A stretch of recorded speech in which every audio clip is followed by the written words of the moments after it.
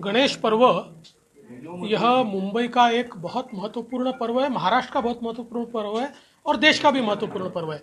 लेकिन मुंबई में इसकी बात ही कुछ और होती है। हम ये समझ सकते हैं कि कोरोना के कारण सरकार ने कुछ रेस्ट्रिक्शंस लगाए हैं, लोगों ने भी उसका पालन किया है। छोटी मूर्तियाँ लाई है, मंडप कम सजाए हैं, कम से कम भीड़ हो इस प्रकार का प्रयास किया है। किंतु एकदम दबंगाई अगर सरकार करेगी तो वो भी ठीक नहीं है, इतना दमन भी ठीक नहीं है। 144 इस प्रकार से लगा देना और बिल्कुल ही एक प्रकार से लोगों को वंचित कर देना, इससे लोगों की भावनाएं जो है वो आहत होती है। मुझे ऐसा लगता है कि सरकार ने लोगों के विवेक के ऊपर गणेश पर्व की अखिल विश्व के गणेश भक्तों को मैं बहुत बहुत शुभकामनाएं देता हूं। श्री गणेश जी से प्रार्थना करता हूं, वे विघ्नहर्ता है। पूरी दुनिया पर, हमारे देश पर, हमारे महाराष्ट्र पर कोरोना का संकट है, उसका विघ्न है, उस विघ्न को वो हरे। साथ साथ लगातार हम लोग देख रहे हैं, कभी बारिश होती है, कभी किसी प्रकार की आपत्ति आती है, कभी तूफान आता है। इन सारी आपत्तियों में खड़ा रहने का आत्मबल ईश्वर हमको दे, विघ्नहर्ता हमको दे, हमारे किसानों को दे।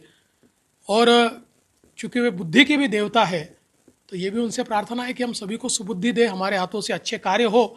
देखिए, हमने बार बार इस बात को स्पष्ट किया है कि मंदिर खोला जाए, महाराष्ट्र में हमारी लगातार मांग है।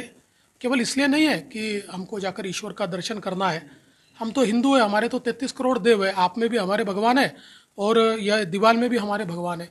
लेकिन इन मंदिरों पर जो लोग छोटा छोटा काम करके अपना जीवन यापन करते हैं, चाहे वो फूल बेचने वाले हो, अगरबत्ती बेचने वाले हो, हल्दी या कुमकुम बेचने वाले लोग हो, प्रसाद बेचने वाले लोग हो, मंदिर के पुजारी हो, मंदिर के सेवक हो, लाखों लोगों की एक अर्थव्यवस्था भी उसके ऊपर टिकी है।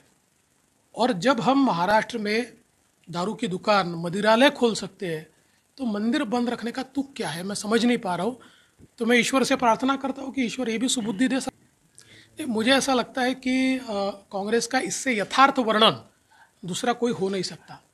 देखिए, कांग्रेस हमेशा सामंती मानसिकता में जीने वाली पार्टी रही है और अपने आप को महाराजा मानकर जिस प्रकार से एक परिवार का राज देश के अंदर रखने की मानसिकता उनकी है, मुझे ऐसा लगता है कि उनको आईना दिखाने का काम पवार साहब ने किया है कि आप समझ लीजिए, लोकतंत्र है, आपकी जमींदारी समाप्त हो चुकी है और आपकी जो पुरानी पुण्याई है उसके ऊपर आप ज़्यादा दिन जी नहीं सकते, जनता में जाके काम करना पड़ेगा। तो मुझे लगता है एक आईना दिखाया पवार साहब।